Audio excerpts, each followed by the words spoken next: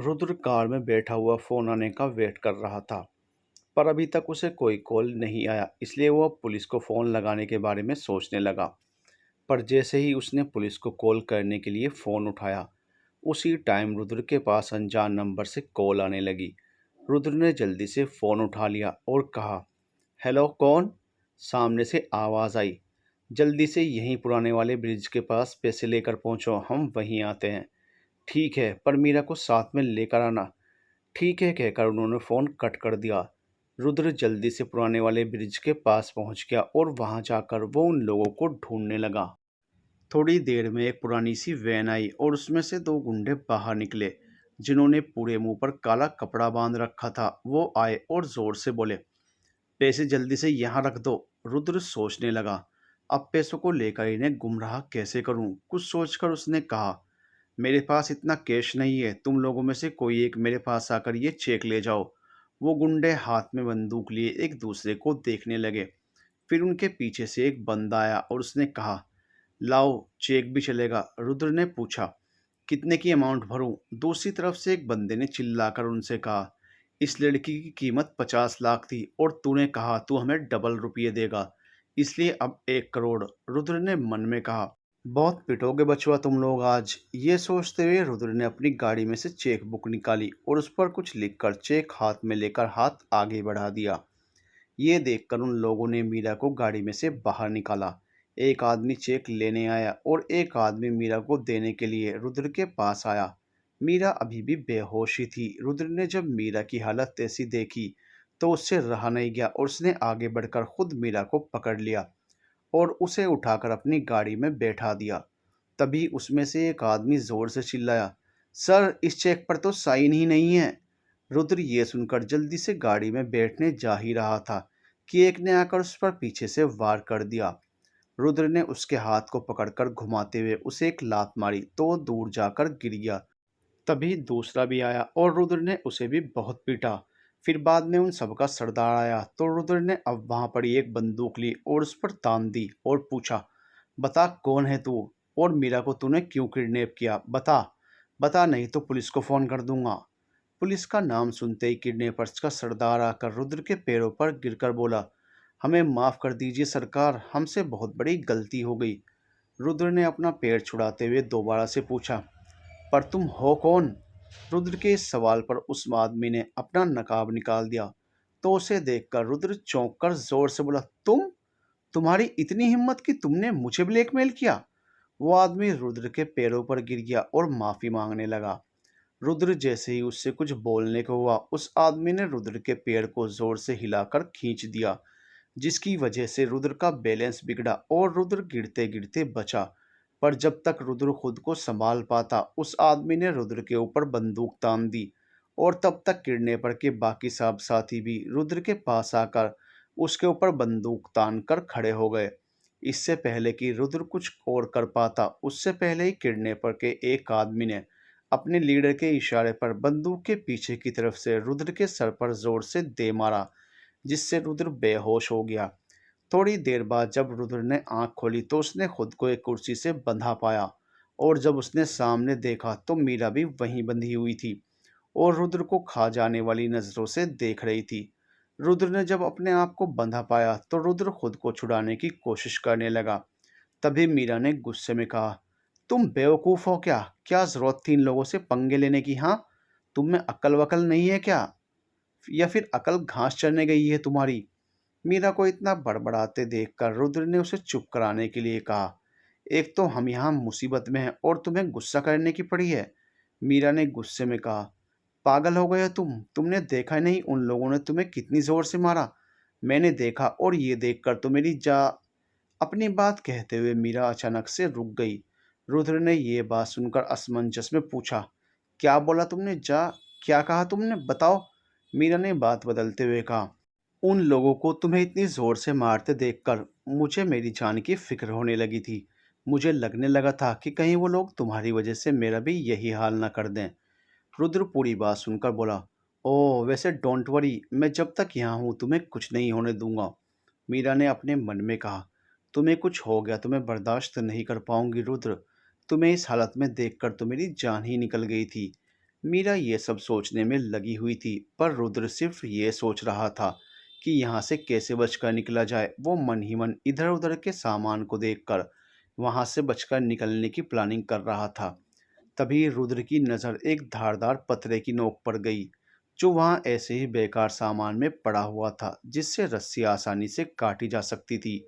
इसलिए वो खुश हो गया और उसने वहाँ तक पहुँचने के लिए अपनी पूरी ताकत लगा दी। रस्सी को काटने के लिए रुद्र ने बहुत जद्दोजहद की, पर रस्सी नहीं कट पाई। मीरा ये सब ध्यान से देख रही थी और बीच बीच में बोल रही थी, रुद्र ध्यान से, तुम्हें चोट लग जाएगी। पर रुद्र तो अपनी ही धुन में लगा हुआ था। रुद्र की इन्हीं कोशिशों के बीच उसका हाथ कट गया और उसमें से खून निकलने लगा। मीरा को ये देखकर बड़ा गुस्सा आ गया और वो गुस्से में बोली, मैंने कहा था ना लग जाएगी, आराम से कोशिश करो। पर नहीं, मेरी सुनता कौन है। रुद्र अब बस आंखें मीचकर वहां चुपचाप खड़ा था, क्योंकि उसे बहुत दर्द हो रहा था। इस वजह से वो वहीं बैठ गया। मीरा से रुद्र का दर्द देखा नहीं जा रहा था, इसलिए वो जोर जोर से रस्सी छुड़ाने की कोशिश करने लगी। फिर उसने देखा वहां एक लकड़ी पड़ी हुई थी। मीरा वहां गई और लकड़ी में अपना हाथ डालकर रस्सी के गांठ के होल को बड़ा करने लगी, ताकि आसानी से उसका हाथ उसमें से निकल जाए। रुद्र ने ये देखा तो उससे पूछा, ये तुम क्या कर रही हो। मीरा बोली, चुप रहो तुम, जो भी कर रही हूँ तुमसे तो बेहतर ही कर रही हूँ। रुद्र के हाथ से लगातार खून बह रहा था और वो देखकर मीरा लगातार कोशिश करने में लगी हुई थी, जिसकी वजह से थोड़ी ही देर में रस्सी की पकड़ कमजोर हो गई और धीरे से रस्सी टूट गई। मीरा ने जल्दी से खुद को छुड़ाया और वो रुद्र के पास पहुंच गई। रुद्र मीरा को ऐसे देखकर चौंक गया और वो मीरा से पूछने लगा, ये तुमने कैसे किया। इस सवाल पर मीरा ने कहा, वो सब मैं बाद में बताऊंगी, पहले मुझे अपना काम करने दो। मीरा ने जल्दी से रुद्र के हाथ खोले और अपने हाथों में रुद्र के हाथों को लेकर उस पर अपना दुपट्टा बांधने लगी। तभी रुद्र के मुंह से आह की आवाज निकली। रुद्र की चीख सुनकर मीरा ने बड़े प्यार से उसके हाथ पर फूंक मारते हुए अपने दोनों हाथ से रुद्र का हाथ पकड़ा और बड़े प्यार से उस पर दुपट्टा बांध दिया। रुद्र ने जब मीरा को इस तरह अपनी परवाह करते देखा तो वो उसमें खो ही गया। वो उसे खुद की परवाह करते हुए एकटक देख रहा था और वहीं मीरा इस बात से बेखबर उसके घाव पर दुपट्टा बांधने में लगी रही। तभी वहां किसी के आने की आहट सुनाई दी। आवाज सुनकर वो दोनों चौंक गए। किसी के आने की आहट सुनकर मीरा ने जल्दी से वो दुपट्टा बांधा और फिर जल्दी से दोनों की कुर्सी वहीं रख दी जहां पहले थी और रुद्र से कहा, जल्दी से यहाँ आकर बैठ जाओ। वाट, तुम करना क्या चाह रही हो। अरे बैठो तो सही, जल्दी। मीरा की बात मानकर रुद्र आकर चेयर पर बैठ गया तो मीरा ने जल्दी से उसके हाथ पीछे करके उस पर वापस से रस्सी लपेट दी। रुद्र ने शॉक्ड होते हुए पूछा, ये क्या कर रही हो, तुम थोड़ी देर चुप रहो, कहकर मीरा ने उसके हाथ पर वापस से रस्सी लपेट दी और वो खुद भी कुर्सी पर वैसे ही बैठ गई जैसे पहले बैठी थी। उसने खुद के हाथों पर भी जल्दी से रस्सी लपेट ली और एक तरफ सर झुकाकर सोने का नाटक करने लगी।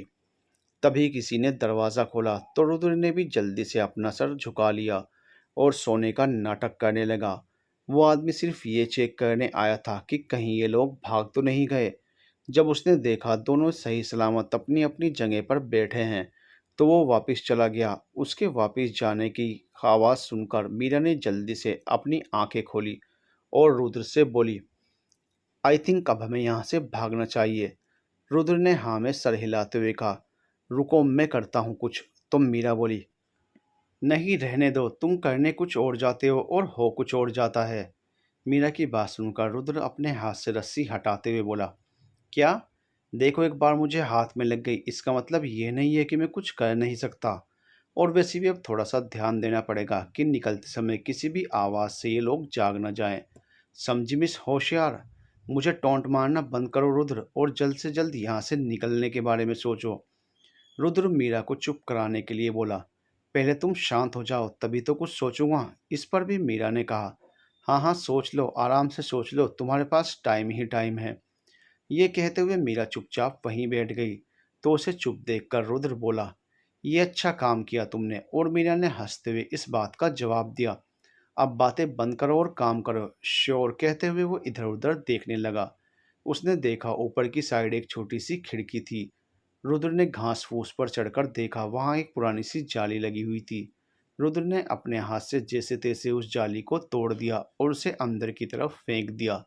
मीरा ने जब ये देखा तो वो सरप्राइज होते हुए बोली, क्या हम इस खिड़की से बाहर जाएंगे? तो रुद्र ने अपने हाथ झाड़ते हुए कहा, इसके अलावा क्या यहाँ तुम्हें और कोई रास्ता दिखाई दे रहा है? मीरा ने झल्ला कर कहा, मैंने सीधा सीधा पूछा तो तुम सीधा सीधा जवाब नहीं दे सकते क्या? रुद्र भी थोड़ा इरिटेट होते हुए बोला, नहीं, और उस समय तो बिल्कुल भी नहीं, क्योंकि इस टाइम ना मेरा दिमाग खराब हो रखा है। बस मुझे तुमको किसी भी तरह यहाँ से निकालना है और जल्द से जल्द घर पहुँचाना है। ये सुनकर मीरा ने चुप रहना ही बेहतर समझा और वो चुपचाप जैसा जैसा रुद्र कह रहा था वैसा वैसा ही करने लगी। तभी रुद्र बोला, देखो, हमें ये सब काम बहुत चालाकी से करना होगा ताकि उन्हें हमारे यहाँ से निकलने की भनक तक ना लगे। अब तुम एक काम करो, सबसे पहले तुम बाहर निकलो, फिर मैं निकलता हूँ, समझी? पर तुम, मीरा ने रुद्र की ओर परेशान होकर देखते हुए कहा। तो रुद्र उसे समझाते हुए बोला, तुम मेरी फिक्र छोड़ो, मैं किसी भी तरह आ जाऊंगा, बस तुम ये ध्यान रखना कि तुम्हें बाहर निकलकर हाई जंप मारना है। ओके? ठीक है, कहकर मीरा ने रुद्र को नजर भर के देखा। तो रुद्र भी प्यार से उसकी ओर देखकर बोला, all the best, same to you, कहकर मीरा ऊपर चढ़ने लगी और रुद्र उसे चढ़ने में उसकी हेल्प करने लगा। ऊपर चढ़ाने के लिए रुद्र ने उसे कमर से पकड़ा हुआ था, जिसकी वजह से मीरा थोड़ी सी अनकंफर्टेबल फील कर रही थी। पर तभी उसने सोचा, ये टाइम ऐसा कोई भी फालतू ख्याल मन में लाने का नहीं है। इस टाइम हमें बस इस मुसीबत से बाहर निकलना है। ये सोचकर मीरा ने बाहर निकलने के लिए अपनी पूरी ताकत लगा दी और फाइनली वो ऊपर चढ़ भी गई और रुद्र के कहने पर उसने हाई जंप भी लगा दिया। पर एक गड़बड़ हो गई, जहां उसने हाई जंप लगाया था वहीं दूर बैठे एक आदमी ने उसे देख लिया और मीरा घबराकर जोर से आवाज़ लगाते हुए चिल्लाई, रुद्र भागो जल्दी, ये लोग यहीं बैठे हैं। मीरा की आवाज़ सुनकर अब वो लोग हड़बड़ाकर जल्दी से अंदर की तरफ भागे और उन्होंने रुद्र को दीवार पर चढ़ते हुए देख लिया। वो लोग रुद्र के पैर पर बंदूक की नोक से जोर जोर से मारने लगे। एक आदमी मीरा के पीछे भी भागा, पर मीरा ने गुस्से और डर की मिक्स फीलिंग के रिएक्शन पर वहां पड़े एक बड़े पत्थर को उठाया और उस आदमी पर जोर से दे मारा। पत्थर से सर पर जोर से लगने की वजह से वो आदमी बेहोश हो गया। उस आदमी के बेहोश होते ही मीरा उसकी बंदूक हाथ में लिए तुरंत अंदर की तरफ भागी, जहां रुद्र फंसा हुआ था। वो अंदर पहुंची तो उसने देखा सबके सब रुद्र को घेर कर लात घूंसों से मार रहे थे। मीरा ने वहां जाकर सबसे पहले जमीन पर एक फायरिंग की, जिसे सुनकर सब चौंक गए और रुद्र को मारना छोड़कर मीरा की तरफ देखने लगे। वहां मीरा हाथ में बंदूक लिए खड़ी थी और वो जोर से बोली, निशाना लगाना अच्छे से आता है मुझे, पंगा मत लेना मुझसे। कहते हुए मीरा ने एक आदमी के पीछे पड़ी बेंच पर गोली चलाई, जिससे बेंच के टुकड़े टुकड़े हो गए। सब मीरा का ये अवतार देखकर चौंक गए थे। मीरा ने उन पर गोली ताने हुए रुद्र से कहा, रुद्र रन फास्ट। मीरा ने इस वक्त जानबूझकर इंग्लिश बोली ताकि रुद्र के अलावा वहां किसी को कुछ समझ ना आए, और ये भी सही भी था। उन लोगों को सच में कुछ समझ में नहीं आया और रुद्र वहां से जल्दी से दौड़ते हुए मीरा के पास आकर खड़ा हो गया। रुद्र के आते ही मीरा ने कहा, चलो जल्दी से भागो। रुद्र ने मीरा का हाथ पकड़ा और जल्दी से उसे लेकर दरवाजे की तरफ भागा। बाहर निकलते ही मीरा ने मेन दरवाज़ा भी बंद कर दिया। रुद्र को लगी चोटों की वजह से उसकी हालत काफ़ी ख़राब हो गई थी, इसलिए मीरा ने अपना हाथ आगे बढ़ाते हुए कहा, चाबी लाओ, मैं ड्राइविंग कर लेती हूँ। चाबी ही नहीं मिल रही, मैंने चेक कर लिया है। रुद्र ने अपनी जेब फिर से टटोलते हुए कहा। तो मीरा शॉक्ड होते हुए बोली, क्या? अब हम क्या करेंगे? रुद्र ने हाँफते हुए कहा, वैसे चाबी का हम करेंगे भी क्या? मेरी गाड़ी तो पुराने वाले ब्रिज के पास पड़ी हुई है और मेरा मोबाइल भी उसमें ही है। ये लोग मुझे वहाँ से बेहोश करके यहाँ लाए थे और अब तो मुझे भी नहीं पता कि हम कहाँ हैं। मीरा परेशान होते हुए बोली, ये तो भारी मुसीबत हो गई। एक काम करते हैं, फ़िलहाल यहाँ से भागते हैं, क्योंकि वो लोग दरवाज़ा तोड़ने की कोशिश कर रहे हैं। रुद्र के हाँ चलो कहते ही मीरा ने रुद्र का हाथ पकड़ा और वो वहाँ से जल्दी से भागने लगे। कुछ देर तक भागने के बाद रुद्र से अब और नहीं भागा जा रहा था, क्योंकि उसके पैर पर बंदूक की बट से भी मारा गया था, जिसकी वजह से रुद्र के पैरों में से भी खून निकलने लगा था। वो अब बेहोश से होने लगा तो मीरा ने उसे संभाल लिया। पर तभी मीरा को किसी के आने की आवाज़ सुनाई दी। इस आवाज़ से मीरा को पता चल गया कि किडनैपर के आदमी उनके पीछे आ चुके हैं। मीरा ने रुद्र को संभाला और जल्दी से वहां बने एक कच्चे घर के पीछे की तरफ जाकर छुप गई।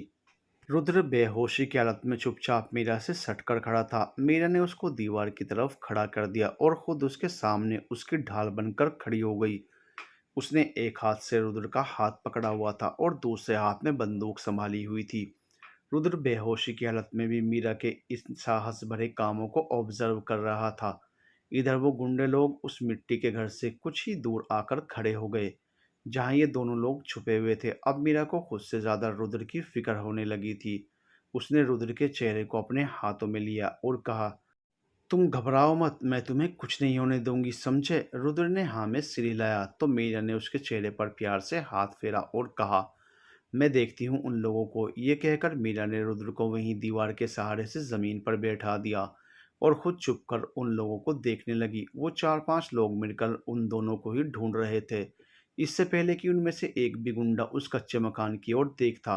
किडनैपर का एक आदमी वहां गाड़ी ले आया और वो लोग गाड़ी में बैठकर उन दोनों को ढूंढने वहां से आगे निकल गए। मीरा ने उन्हें जाते देखकर राहत की सांस ली। फिर उसने जल्दी से रुद्र को संभाला। उसने अपनी पहनी हुई कोटी में से एक बड़ा सा टुकड़ा फाड़ा और रुद्र के पैरों पर बांध दिया। तभी मीरा ने अचानक से सामने की तरफ देखा तो पाया कि सामने ही एक तालाब था। मीरा वहां पर एक नारियल के खाली टुकड़े में तालाब से पानी ले आई और उसने रुद्र के चेहरे को उस पानी से साफ कर दिया। फिर वो खुद का भी मुंह धोने लगी। मीरा ने हाथ पर बंधी अपनी घड़ी में देखा तो रात के 2 बज रहे थे। उधर हवेली पर सारे घर वाले परेशान होकर इधर उधर घूम रहे थे, क्योंकि ना ही मीरा का फोन लग रहा था और ना ही रुद्र का। तभी नमन ने सोफे पर से उठते हुए कहा, बहुत देर हो गई है, मुझे जाकर उन दोनों को देखना चाहिए। राजवीर जी बोले, नहीं, कोई कहीं नहीं जाएगा, मुझे अपनी बेटी पर पूरा भरोसा है, वो ज़रूर वापस आ जाएगी और रुद्र भी उसके साथ ही होगा। हाँ, मुझे भी उन दोनों पर पूरा भरोसा है। अधिराज जी ने भी कहा। अब तक सब मंदिर में बैठकर प्रार्थना करने लगे थे। इधर मीरा रुद्र के बगल में बैठते हुए बोली, रुद्र, अगर तुम्हें अभी भी थकान लग रही हो तो तुम सो सकते हो, मैं ध्यान रखूंगी कि कोई हमें ढूंढता हुआ यहाँ ना आ जाए। नहीं, मैं ठीक हूँ। रुद्र के मुंह से ये शब्द सुनकर मीरा ने उसकी ओर देखा तो रुद्र ठीक नहीं लग रहा था, इसलिए उसने रुद्र के चेहरे को अपने कंधे पर रख दिया और कहा, सो जाओ, आराम मिलेगा। रुद्र को बहुत तेज दर्द हो रहा था, इसलिए थोड़ा सा सहारा पाते ही वो सो गया। मीरा ने जब देखा रुद्र सो गया है तो उसने उसके चेहरे को अपने हाथों में लेकर उसे अपनी गोद में सुला लिया। गोद में सुलाने के बाद जब मीरा की आंखें रुद्र के चेहरे पर गई तो वो कुछ देर के लिए उसे देखती ही रह गई और वो उसके बालों में हाथ फेरते हुए सोचने लगी, कितनी मासूम शक्ल है इस खड़ूस की। ये सोचते हुए मीरा दूसरे ही पल रुद्र की देखकर बुदबुदाते हुए मन में बोली, मैं क्यों तुम्हारी ही तरफ खींची चली जा रही हूँ रुद्र? क्यों किस्मत मुझे तुम्हारी ही तरफ वापस से खींच कर ले आ रही है? क्यों हो रहा है ये रुद्र, क्यों? ये सोचते हुए और रुद्र के मासूम चेहरे को देखते हुए मीरा भी वैसे बैठे बैठे ही सो गई।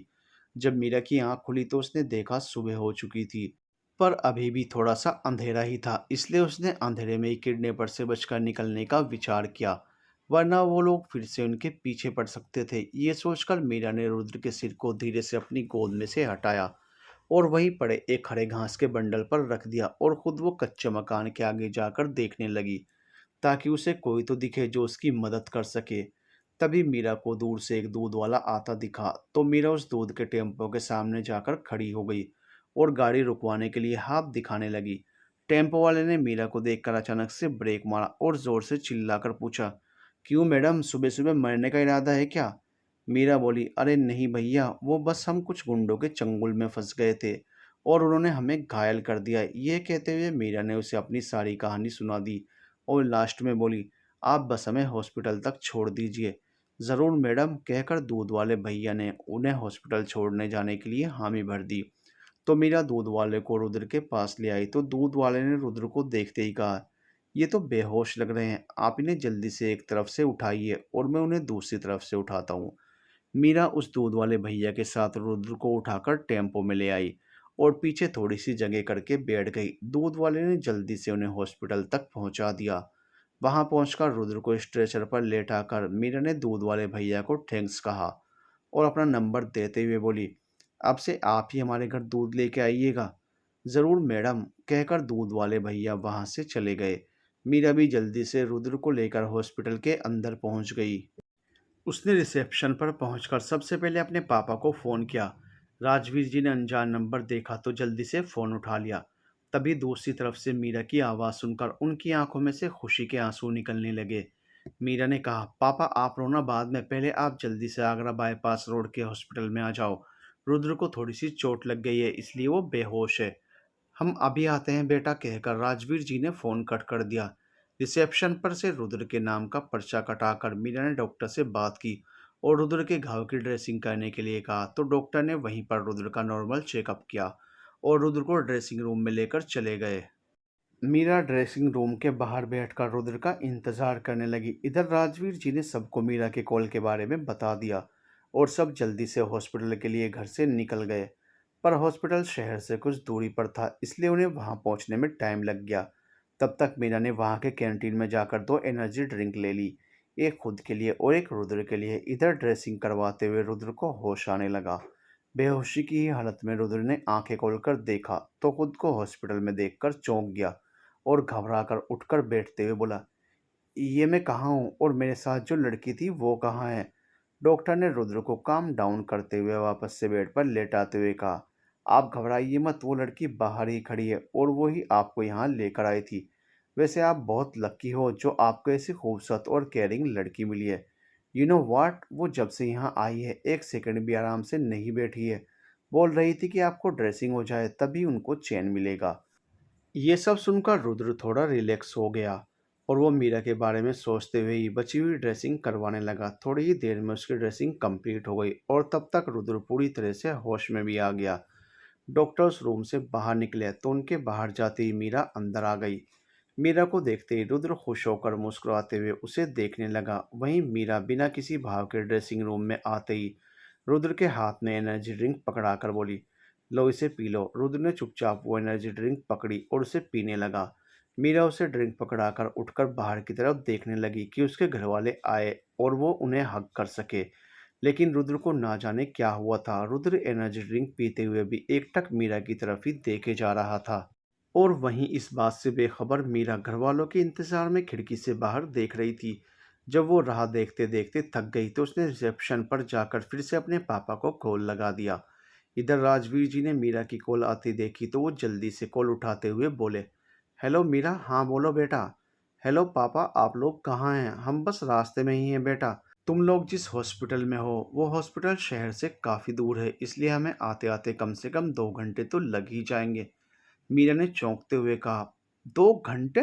राजवीर जी बोले, हाँ बेटा 2 घंटे, और अगर ज़्यादा ट्रैफिक हुआ तो शायद उससे भी ज़्यादा टाइम लग जाए। पर तुम बिल्कुल फिक्र मत करना बेटा, हम जल्द से जल्द वहाँ पहुँचने की कोशिश कर रहे हैं। राजवीर जी की बात सुनकर मीरा ने अपने मन को शांत करते हुए कहा, कोई बात नहीं पापा, आप आराम से आइए और आप लोग अपना ध्यान रखिएगा। वैसे यहाँ सब कुछ ठीक है, रुद्र की भी ड्रेसिंग हो गई और वो भी बिल्कुल फिट है। ठीक है बेटा, तुम दोनों अपना ध्यान रखना, हम अभी पहुँचते हैं। मीरा ने जी पापा कहकर फ़ोन रख दिया और वापस से ड्रेसिंग रूम में आकर विंडो के सामने खड़ी हो गई और एक बार फिर से रुद्र मीरा में ही कहीं खो सा गया। कुछ ही देर के बाद मीरा ने रुद्र की तरफ देखा जो बेड पर बिल्कुल शांत बैठा हुआ था। मीरा ने जब उसे देखा तो वो उसके पास रखे स्टूल पर आकर बैठी और उससे पूछने लगी, अब कैसी है तुम्हारी तबीयत? मतलब कि अब कैसा लग रहा है तुम्हें? पहले से बेहतर लग रहा है, रुद्र ने जवाब दिया तो मीरा भी अच्छा कहकर चुप हो गई। इतनी सी बात के बाद दोनों चुप हो गए और इधर उधर देखने लगे। उन दोनों को ही समझ नहीं आ रहा था कि आखिरकार वो आगे और क्या बात करें। तभी मीरा को निकिता का ख्याल आया जिसे अधिराज जी अपनी होने वाली बहू बता रहे थे। बैठे बैठे मीरा ने सोचा क्यों ना बातों बातों में इससे उस लड़की के बारे में पूछ लूं कि क्या ये भी उससे प्यार करता है या नहीं। लेकिन अगर सच में रुद्र और वो लड़की कपल हुए तो?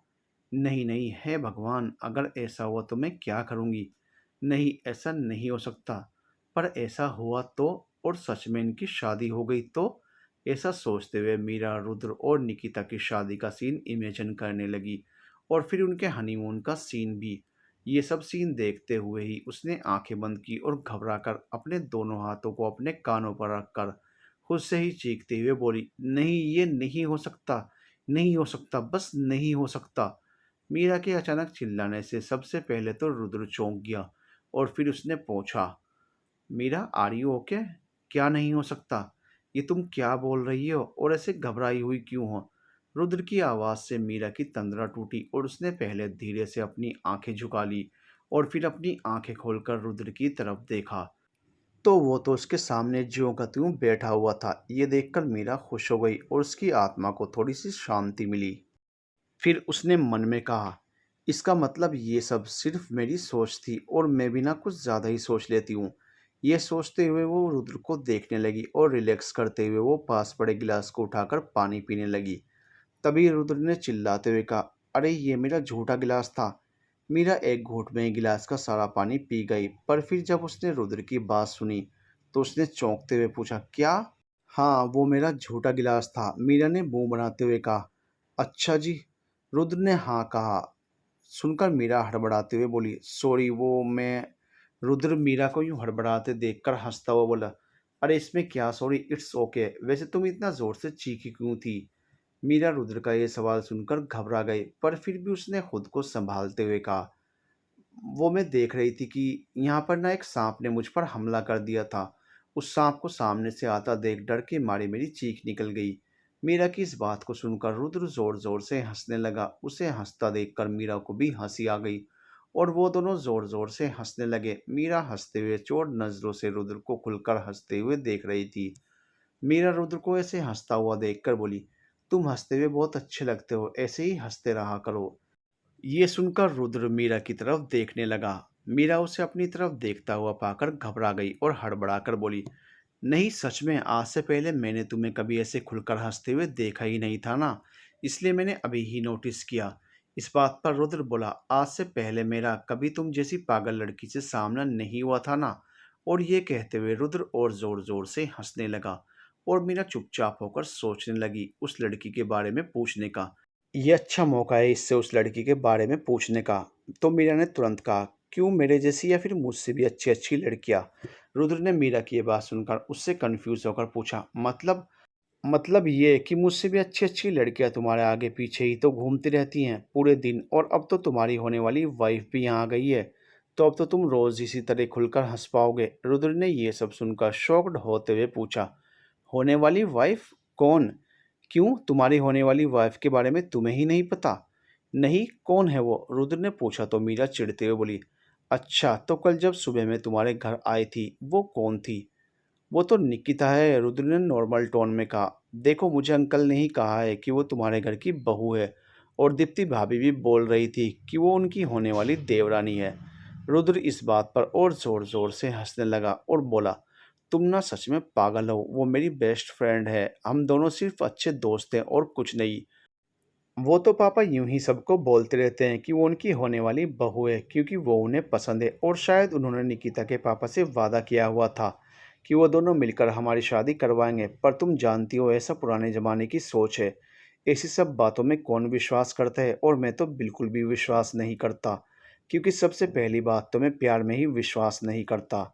ये प्यार व्यार सब धोखा है, इसलिए मैं इन सब फालतू चीज़ों में पहले से ही पढ़ना नहीं चाहता था। और I hate love and love stories, और अगर मैं किसी से प्यार करता भी हूँ तो वो है सिर्फ मेरी फैमिली और मेरे सपने।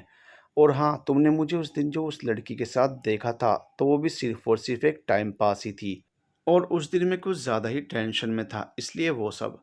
खैर छोड़ो। और हाँ, जहाँ तक निकिता की बात है तो वो तो सिर्फ मेरी दोस्त थी, है और आगे भी रहेगी। बाकी ना तो मेरे ही मन में उसके लिए कुछ है और ना ही उसके मन में मेरे लिए कुछ है। इतना कहकर रुद्र हंसते हुए मीरा की तरफ देखने लगा। तभी मीरा ने राहत की एक लंबी सांस ली और कहा, अच्छा तो ये बात है। रुद्र की ये सब बात सुनकर तो मीरा मन में खुशी से उछल पड़ी। उसे इतनी खुशी हो रही थी कि उससे अब शांत बैठा नहीं जा रहा था, इसलिए वो खुद को संभालते हुए रुद्र से बोली, मैं थोड़ा बाहर जाकर आती हूँ। रुद्र ने ठीक है कहा तो मीरा बाहर जाते ही वॉशरूम की तरफ भागी और वहां जाकर जोर जोर से बिना गाने के अपने आप ही डांस करने लगी और मन ही मन बोली, भगवान जी आपने मेरी इतनी जल्दी सुन ली, मुझे तो यकीन ही नहीं हो रहा। मैं तो रुद्र को गलत समझ रही थी पर वो तो डैशिंग बंदा निकला। ओ माय गॉड, मुझे अभी भी इस बात पर यकीन नहीं हो रहा। थोड़ी देर खुशी से डांस करने के बाद उसने सोचा, अब मुझे चलना चाहिए, कहीं उसे किसी और चीज़ की ज़रूरत पड़ गई तो। नहीं नहीं, इस समय मुझे उसके पास होना चाहिए। सोचते ही वो रुद्र के पास जाने लगी और इधर रुद्र सोच रहा था, ये मुझे क्या हो गया है, मैं तो अपनी बातें किसी के भी साथ कभी शेयर नहीं करता था, तो मैंने इससे सारी बातें शेयर क्यों की? रुद्र ने जब ये सब सोचते हुए दरवाजे की तरफ देखा तो सामने से उसे मीरा आती हुई दिखाई दी। रुद्र ने उसे देखा तो उससे पूछा, सभी घर वाले आ गए क्या? नहीं, पापा कह रहे थे कि उन्हें 2 घंटे या उससे ज़्यादा का टाइम लग सकता है। रुद्र ने सोचते हुए कहा और फिर कुछ सोचते हुए मीरा से पूछा, वैसे तुमने मेरे बारे में सब कुछ पता लगा लिया पर अपने बारे में तो कुछ नहीं बताया। तुम्हारा प्यार के बारे में क्या नज़रिया है? मीरा ने मुस्कुराते हुए कहा, वैसे मुझे आज तक किसी से लव नहीं हुआ है। हाँ, बट क्रश तो बहुत से लोग। मीरा की बात बीच में ही काटते हुए रुद्र ने चौंकते हुए पूछा, क्या? तो मीरा ने हंसते हुए कहा, हाँ बहुत सारे थे, लेकिन सब एक तरफा। फिर इसी बीच एक लड़के ने प्रपोज भी किया था दिल्ली में। मैंने उसे हाँ भी कह दिया, पर सिर्फ 2 हफ्ते बाद ही पता चला कि वो तो सिर्फ टाइम पास कर रहा था। मुझे जब ये बात पता लगी तो मैंने उसे खूब सुनाई, बहुत गुस्सा आया था मुझे, पर फिर मैंने उसे जाने दिया और उसे हर जगह से ब्लॉक कर दिया। बस यही सब चलता रहा। फिर मैंने धीरे धीरे वो सब कुछ छोड़ दिया और चुपचाप अपनी पढ़ाई पर लग गई। तभी रुद्र बोला, देखा, यही सब बातें होती हैं, इसलिए मुझे प्यार व्यार पर भरोसा नहीं होता। पर आज तुम्हारी कहानी सुनकर मुझे बहुत अजीब फील हो रहा है कि अगर हमारे साथ कोई टाइम पास करे तो हमें कैसे गुस्सा आता है। इसलिए मैं अब कभी भी किसी लड़की से टाइम पास नहीं करूँगा, ये मेरा खुद से वादा रहा। अरे वाह! Very good. पर तुम जिस लड़की के साथ लास्ट टाइम कार में थे ना, वो खुद तुम्हारे साथ टाइम पास कर रही थी। क्योंकि वो जब तुम्हारे घर पर आई थी तुम्हें छोड़ने के लिए, तब उसके साथ एक लड़का भी आया था जो कि उसका बॉयफ्रेंड था और वो उससे तुम्हारे बारे में ही कह रही थी। मैंने आज मुर्गा फँसा लिया है। मीरा की पूरी बातें सुनकर रुद्र ने कहा, वैसे मुझे भी पता नहीं था उस लड़की के बारे में ज़्यादा कुछ। वो बस हमारे ऑफिस में काम करती थी और दोस्त जैसा बिहेव करती थी। इसलिए मैंने उस दिन सिर्फ उससे गपशप करने के लिए ही बुलाया था और थोड़ा सा रिलैक्स फील करने के लिए भी। वो कहते हैं ना कि अगर तुम्हारा मूड ठीक ना हो तो तुम्हें किसी से शेयर कर लेना चाहिए। तो वैसा ही कुछ करने के लिए मैंने उसे बुलाया था। बस मैं सिर्फ उसके साथ थोड़ा समय बिताना चाह रहा था, पर वो तो मेरे हीरे की अंगूठी के पीछे पड़ी थी। वो अलग बात है कि वो दूसरे दिन ही पकड़ी गई और मैंने उसका केस पुलिस को सौंप दिया। पर उस दिन तो उसने मुझे पहले नींद की गोलियां खिलाई और फिर बाद में ज़बरदस्ती शराब भी पिला दी। मुझे तो लगता है शायद वो मुझे मारने की प्लानिंग करके आई थी, पर शायद उसने तुम्हें देख लिया था, इसलिए उसने मुझे सही सलामत घर छोड़ दिया। थैंक गॉड मैं बच गया, और मुझे तो लगा था कि तुम मेरे घर वालों को सब कुछ बता दोगी, पर तुमने ऐसा नहीं किया। So thank you. और हाँ, रामू काका ने 2 दिन बाद बताया मुझे कि उस दिन मेरी नशे की हालत में तुमने ही मुझे मेरे पापा से बचाया था, और आज भी तुम भागी नहीं, मेरे लिए वापस उन गुंडों से भिड़ गई। उन सब चीज़ों के लिए थैंक्स। वैसे तो ये थैंक्स बहुत ही छोटा शब्द है, पर फिर भी थैंक यू। इतना सब सुनकर मीरा ने कहा, अरे बाबा, कितना सारा थैंक यू कहोगे यार? और by the way, I don't like thanks, so thank you तो मत ही कहना। और हाँ, तुम्हें बचाना मेरा कर्तव्य था, तो मैंने जो ठीक लगा किया, और अगर तुम्हारी जगह कोई और होता तो भी मैं यही करती। रुद्र इस बात पर हंस दिया और बोला, तुम ना बिल्कुल निकिता की तरह बात करती हो। निकिता का नाम सुनकर मीरा की बोलती बंद हो गई, क्योंकि रुद्र अब फिर से खुशी खुशी निकिता के गुणगान गाने लगा था। थोड़ी देर तो मीरा झूठी हंसी लेकर निकिता की बातों को सहन करती रही, पर फिर जब उससे सहन नहीं हुआ तो उसने अचानक उठते हुए रुद्र से कहा, रुद्र, वो दरअसल मुझे वीकनेस जैसा लग रहा है, तो मैं एक और एनर्जी ड्रिंक्स लाती हूँ हम दोनों के लिए, ठीक है? रुद्र अचानक बोलते हुए रुक गया और मीरा की बात सुनकर बोला, हाँ तुम जाओ ले आओ, क्योंकि तुमने तो कल सुबह से कुछ खाया नहीं होगा ना। मीरा ने हाँ कहा और हाँ कहते हुए वो तुरंत वहाँ से निकल गई। वो कैंटीन में जाकर थोड़ी देर वहीं बैठ गई और मन में सोचने लगी, बाप रे, ये कुछ ज़्यादा ही उस निकिता की तारीफ नहीं करता है। पका दिया पूरा उसने। अच्छा चल जाने दे, कोई नहीं। अब नाश्ता और एनर्जी ड्रिंक ले जाती हूँ उसके लिए, जिससे उसका मुंह खाने पीने में बिजी रहेगा, निकिता की तारीफ करने में नहीं। मीरा यही सब सोचते हुए जब वापस रुद्र के पास गई तो उसने दरवाजे से देखा, एक लड़की रुद्र के एकदम करीब थी और उसे जोर से हक भी कर रही थी। रुद्र को किसी और लड़की के साथ देखकर मीरा फिर से चौंक गई और मन में सोचने लगी, ये लड़कियों का चुंबक है क्या, जिसे देखो इसकी तरफ खींची चली आती है। अब जाकर देखती हूँ कि ये कौन है। कहते हुए मीरा जैसे ही अंदर गई उसने देखा, रुद्र के साथ कोई और नहीं बल्कि निकिता थी। निकिता को देखकर मीरा पहले तो चौंकी, पर फिर उसे ध्यान आया शायद ये घरवालों के साथ आई हो, इसलिए मीरा ने निकिता से पूछा, अरे निकिता जी, घर के बाकी लोग कहाँ हैं? निकिता ने रुद्र से अलग होते हुए कहा, वो लोग मेरे पीछे आ रहे हैं। मैं तो अकेले ही आगे आगे तेज गाड़ी चलाते हुए आई हूँ। मैंने जैसे ही सुना मेरे रुद्र के साथ कुछ हुआ है तो मैं दौड़ी चली आई। और मैं बता नहीं सकती कि इसे ठीक देखकर मुझे कितनी खुशी हो रही है। निकिता की ये बात सुनकर रुद्र भी मुस्कुरा दिया और मीरा ने भी मुस्कुराने का नाटक कर दिया। फिर वो झूठी मुस्कान लिए रुद्र से बोली, रुद्र ये तुम्हारे लिए ब्रेकफास्ट और एनर्जी ड्रिंक। निकिता ने मीरा के हाथ में से सब कुछ लेते हुए कहा, ठीक है बेबी, तुम इसे यहाँ रख दो। आज तो मैं रुद्र को अपने हाथों से खिलाऊंगी। मीरा को ये बात सुनकर अंदर से अंदर गुस्सा आ रहा था, पर वो क्या ही कर सकती थी। उसने सारा नाश्ता और ड्रिंक्स निकिता को दे दिया और खुद बाहर की तरफ जाने लगी तो रुद्र ने मीरा को रोकते हुए पूछा, अरे मीरा, तुम नहीं खाओगी क्या? मीरा ने कहा, नहीं, क्योंकि मुझे पता नहीं था कि निकिता जी आने वाली हैं, तो मैं एक्स्ट्रा कुछ लेके आती। पर इट्स ओके, मैंने वैसे भी वहाँ एनर्जी ड्रिंक पी ली थी और नाश्ता भी मैं वहीं कर लूँगी। इस पर निकिता ने कहा, अरे मीरा बेबी, तुम्हें कहीं जाने की ज़रूरत नहीं है। मैं और रुद्र एक दूसरे में से ही नाश्ता कर लेंगे, चिंता मत करो। तुम ये लो, नाश्ता कर लो, मीरा ने कहा। अरे चिल, ऐसा कुछ भी करने की ज़रूरत नहीं है, मैं दूसरा कुछ ले आती हूँ। इस बात पर रुद्र ने कहा, नहीं मीरा, तुम ये खा लो, मैं और निकिता एक में ही खा लेंगे, और वैसे भी ये नाश्ता मेरे लिए थोड़ा ज़्यादा ही है। निकिता की बातों का तो मीरा पर कोई असर नहीं पड़ा, पर रुद्र की बातों से वो बुरी तरह चिढ़ गई और उसने आगे जाकर अपना नाश्ता अलग से ले लिया। उसके नाश्ता लेते ही रुद्र और निकिता फिर से एक दूसरे से बात करने लगे। निकिता रुद्र के सामने बैठ गई और उसे अपने हाथों से नाश्ता खिलाने लगी। मीरा अपना नाश्ता लेकर सामने बने हुए सोफे पर जाकर बैठ गई। इधर निकिता रुद्र को खिला रही थी और रुद्र निकिता को खिला रहा था। नाश्ते की बात तो दूर रही, पर दो एनर्जी ड्रिंक होते हुए भी निकिता रुद्र का एनर्जी ड्रिंक शेयर करने की फिराक में थी। मीरा ये सब देखकर मन ही मन में गुस्से से आग बबूला हो रही थी। वो नाश्ते में गर्मा गर्म समोसे और सैंडविच ले आई थी और साथ में बड़ा पाव भी।